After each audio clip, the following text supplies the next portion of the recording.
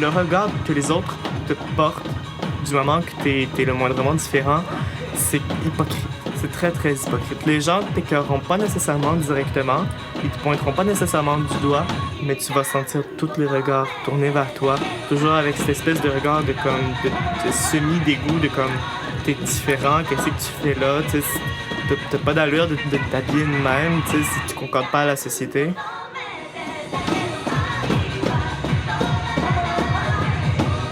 Je viens de la petite banlieue qui s'appelle l'Ancienne-Lorette. Donc, la majorité des gens, c'est des gens très conventionnels, qui ont fait des études, qui travaillent pour le gouvernement, qui sont très axés sur l'apparence, la petite maison de banlieue, avec les deux petites voitures de l'année, avec le beau petit jardin, parce que c'est un milieu qui est très, très homogène.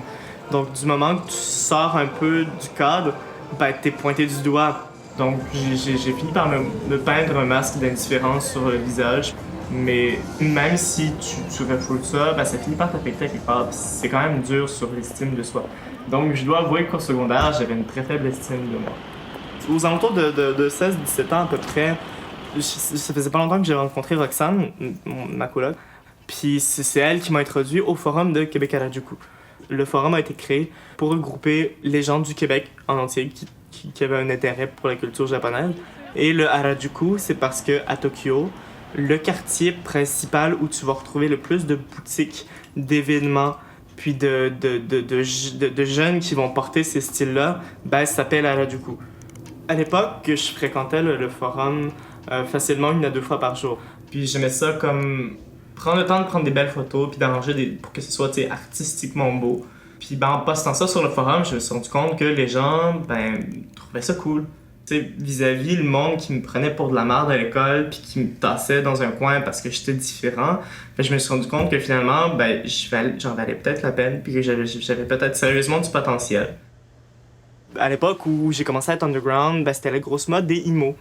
Donc, ben, ça, c'était comme le style underground le plus soft, entre guillemets, que tu pouvais te permettre d'avoir à Québec sans trop te faire lancer des roches. Puis c'est aussi au moment où j'ai commencé à affirmer mon orientation sexuelle. Donc, la plupart des gars qui étaient associés à cet âge-là aux homosexuels, ben, portaient le style emo.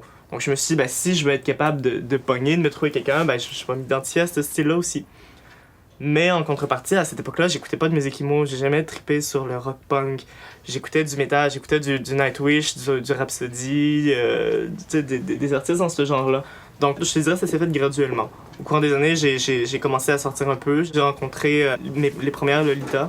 Tu sais, je veux dire, je suis tombé bouche bée quand j'ai vu ça. Tu sais, une gang de filles qui portent des robes avec des crinolines bouffantes, avec super plein de dentelles. Puis je me suis dit, hey, ça c'est débile comme style. Je veux m'identifier à un univers qui connexe à ça. Donc, ça a pas pris trop de temps que je me suis lié d'amitié avec ces personnes-là. Donc, à travers ça, tranquillement, pas vite, j'ai appris à découvrir la musique japonaise, des artistes, l'influence, la mode là-bas. Sur la communauté de Québec Harajuku, il y a presque 1000 inscriptions en tant que telles, mais sur tous ces gens-là, il y a à peu près peut-être entre 200 et 300 personnes qui sont actives. Puis les principaux styles qu'on va retrouver, t'as le principal, le plus fort, le Lolita. Ensuite, t'as le Décora, puis le Visual Kei / Osharike. L'aristocrate, le dandy, le kodona, ben c'est des styles connexes au Lolita parce que ben c'est le penchant masculin. T'sais, les filles vont porter les robes bouffantes. Ben, un gars, ça va être comme les manches bouffantes avec la dentelle ou sinon les cravates avec les vestons, puis les chapeaux melons ou les chapeaux de forme. Mon mâle femelle est vraiment à point égal. Fait que, je veux dire, je m'intéresse à tout ce qui touche à l'univers Lolita comme si j'étais une vraie fille, entre guillemets. Fait que, tu sais, la musique, de prendre le thé, jouer avec des petites poupées ou whatever, tu sais, je suis de même, j'aime ça.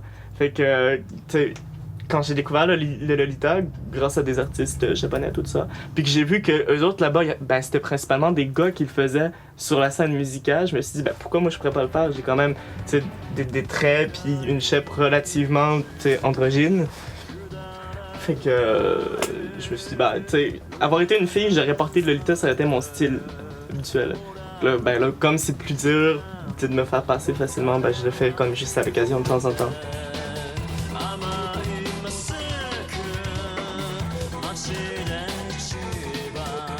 Le fait d'être capable, rendu chez moi, de me connecter à un univers dans lequel je me rendais compte que ça existe. Des gars à travers le monde qui vont porter des vêtements plus féminins, qui vont prendre soin de leur apparence, qui vont se coiffer les cheveux, qui vont se maquiller. Ça me faisait du bien, ça me faisait carrément décrocher. Puis ça m'a influencé énormément parce que, tu sais, à me faire chier toute la journée par du monde que je suis pas intéressé à voir, puis d'arriver ensuite le soir chez nous, de me connecter sur la communauté de Québec à Harajuku, puis de rentrer en contact avec toutes des gens qui oui, sont pas nécessairement proches, mais en même temps, ben, partagent le même mode de pensée, le même mode de vie, puis de me rendre compte que je suis apprécié, puis accepté dans une communauté comme ça, ben, ça m'a donné beaucoup d'espoir. J'ai pris conscience que, ben là, plutôt après le secondaire, ben, il y a le cégep, puis je veux dire, les gens finissent par gagner de la maturité, puis continue à faire ce que t'aimes dans la vie, il y a personne d'autre qui va vivre ta vie à ta place. Fait que les choix que tu fais, ben assume-les, parce que sinon tu vas rester malheureux. Tu vas refouler la vraie personne que t'es, puis tu pourras pas faire profiter aux autres qui en valent la peine tes talents intérieurs.